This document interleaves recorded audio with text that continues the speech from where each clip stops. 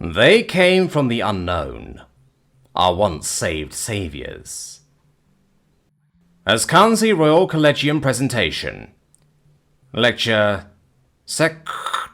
Class Plymouth.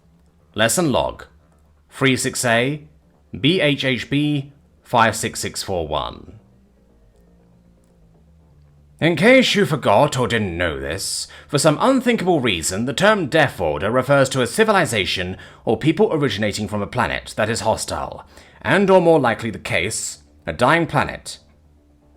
So now that you know, please, for the love of every star in the galaxy, stop asking me what a Death Order is. If you're still curious, refer to the Comprehensive Lecture Log 35B PPT number 7567. Picking up where we left off on Death Orders. Yes, you were supposed to review the material. You've likely come across these names. The Askazari, Kurshesh, Gachal, Ly, and Zling, to name a few of the more prominent ones.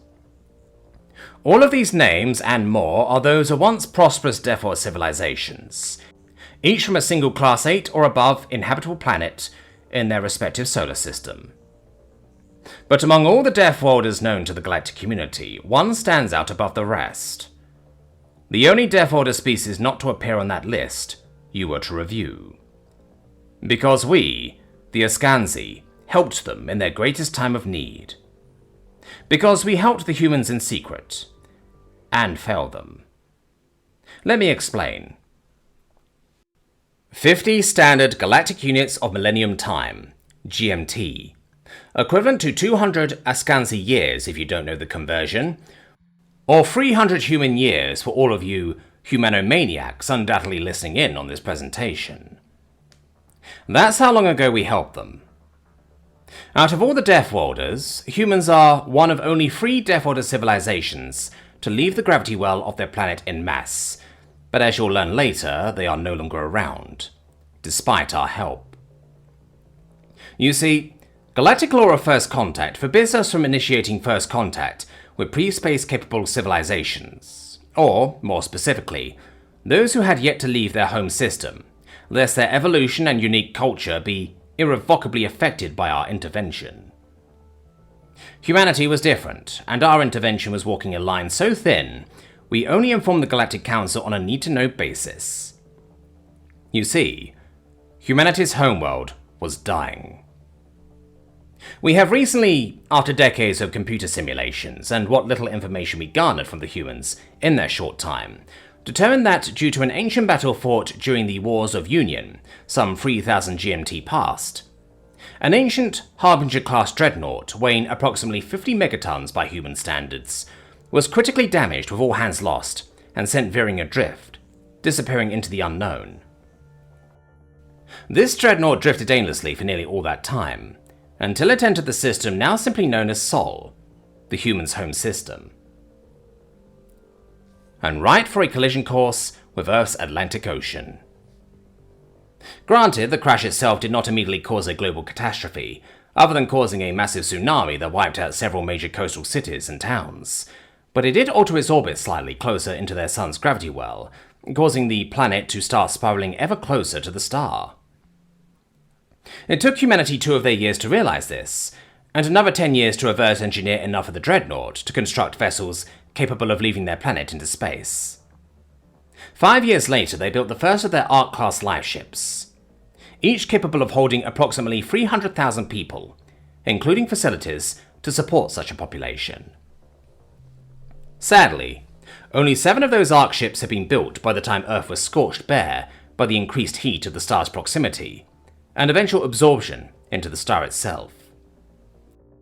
By the time our Explorer flotilla came across the Sol system, only 5 Arks remained functional, and less than 1.5 million humans remained. This is where the galactic law became tricky. While they had left their planet, humanity had yet to develop FTL, or basic shielding, both essential for spacefaring civilizations. In addition, we taught them how to use the intersystem mass reduction. You know what? What the humans called it has become an official designation in our databanks recently. Just refer to them as mass relays. In case any of you forgot, the mass relays enable near instantaneous travel between star systems by opening wormholes between two aligned relays. Yes, nobody has been able to recreate them.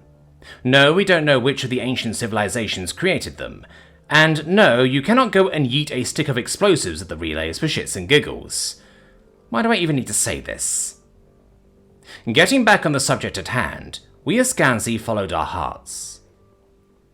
That exploration flotilla initiated first contact procedures, provided humanity with the schematics for minimum spec FTL drives and shields, while more of our fleets were secretly sent to help repair their damaged shipyards and ships, in the hopes of saving as many of them as possible.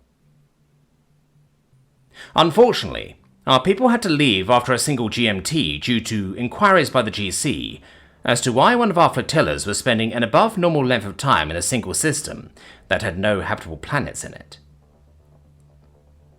We apologized to the humans, explaining the situation to them.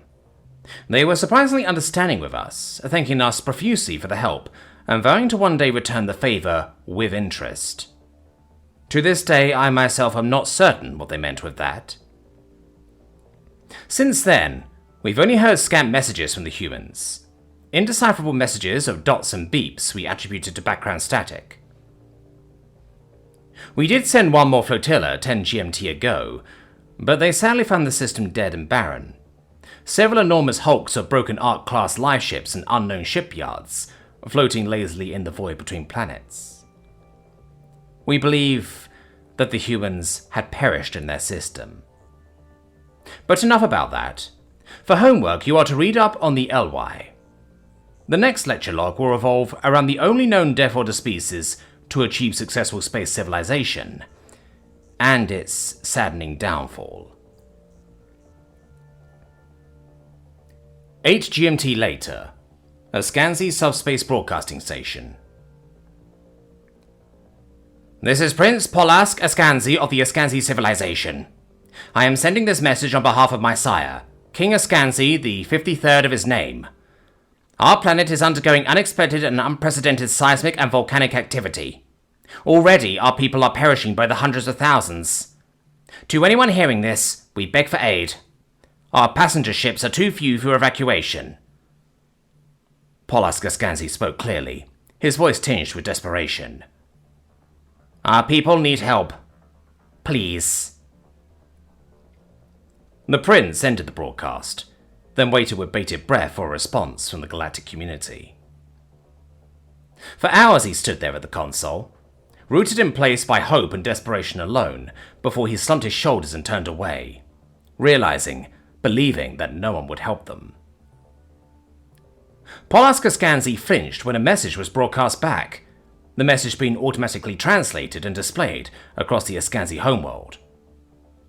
Hold on, we're coming. 4 words. 4 words blazed across every screen on the Ascanzi homeworld, a lifeline from the void. Hold on, we're coming. Hope, fragile but fierce, spread like wildfire.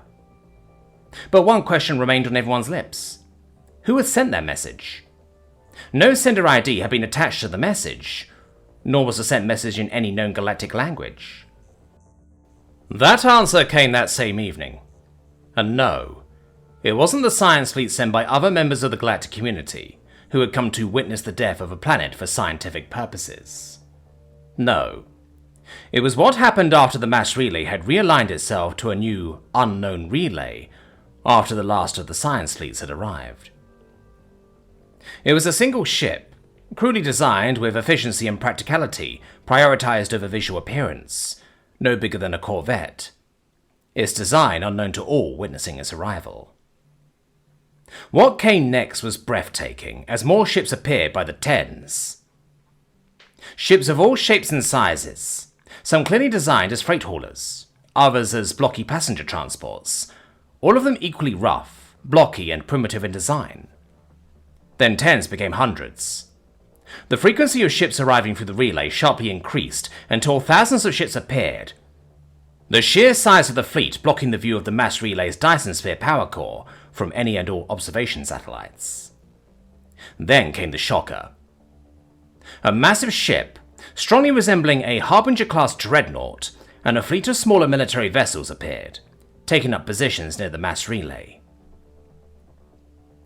Polas shuddered at the sight of the massive behemoth. Then the messages came, broadcasted directly from the dreadnought. It requested locations on the Ascanzi homeworld from where an evacuation would be staged from.